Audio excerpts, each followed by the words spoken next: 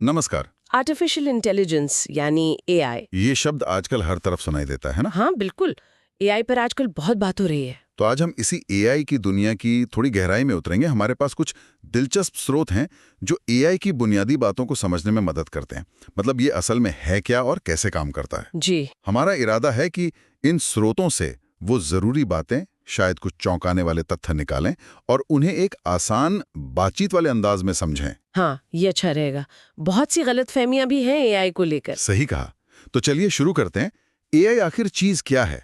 क्या ये सिर्फ कोई कंप्यूटर प्रोग्राम है या उससे कुछ ज्यादा है? देखिए, ये कंप्यूटर विज्ञान का एक बहुत ही आप कह सकती है रोमांचक हिस्सा है। सीधी भाषा में कहें तो इसका मकसद है ऐसी मशीनें या कंप्यूटर सिस्टम बनाना। मशीनें? हाँ, मशीनें। ऐसी मशीनें जो वो काम कर सकें जिनके लिए आमतौर पर इंसानी दिमाग मतलब इंसानी समझ की जरूरत पड़ती है। जैसे कि सीखना या तर्क करना, समस्याओं को सुलझाना, चीजों को पहचानना, यहाँ तक कि हमारी भाषा समझना और बोलना। एक तरह से ये मशीनों को सोचने समझने की क्षमता देने की कोशिश है। सोचने समझने वाली मशीनें, ये सुनने में ही कितना दिलचस्प लगता है। अच्छा, स्रोत बताते हैं कि एआई को उसकी काबिलियत, मतलब वो कितना स्मार्ट हो सकता है, और उसके काम करने के तरीके के आधार पर अलग-अलग हिस्सों में बांटा जा सकता है। जी हाँ। तो पहले काबिलियत की बात करते हैं। एआई कितना स्मार्ट हो सकता है? हाँ, तो क्षमता के लिहाज से देखें तो एआई के मोटे तौर पर 3 स्तर बताए जाते हैं।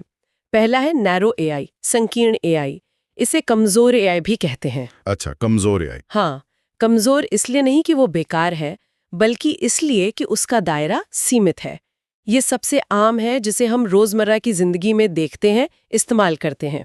ये किसी एक खास काम में माहिर होता है, बस उसी के लिए बना है। अच्छा, जैसे हमारे फोन में सिरी या गूगल असिस्टेंट, हाँ या फिर वो जो ऑनलाइन शॉपिंग साइट्स पर चीजें सुझाते हैं। बिल्कुल, एकदम सही उदाहरण है। ये अपने काम में बेहतरीन है, गाना बजाना, रास्ता बताना, सवालों के जवाब देना। लेकिन ये सिर्फ वही कर सकते हैं। आप सिरी से कार चलाने को नहीं कह सकते। हाँ, वो तो है, वो अपने दायरे में बंधा हुआ है। जी, फिर आता है दूसरा स्तर, जनरल एआई यानी सामान्य एआई। इसे मजबूत एआई भी कहते हैं।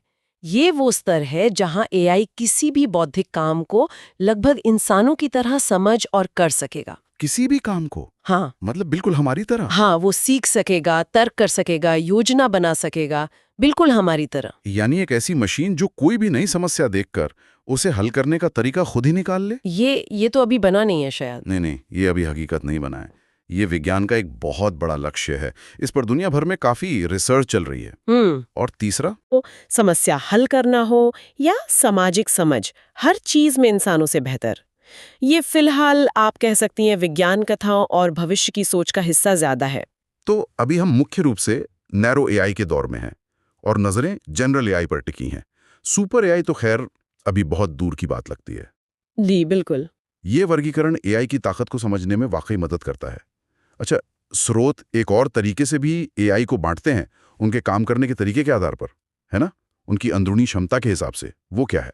हाँ, ये वर्गीकरण इस बात पर ध्यान देता है कि एआई जानकारी को कैसे प्रोसेस करता है और क्या वो अतीत से कुछ सीख सकता है या नहीं। अच्छा। इसमें पहला है रिएक्टिव मशीन्स, प्रतिक्रियाशील मशीनें। ये एआई का सबसे बुनियादी, सबसे सिंपल रूप है।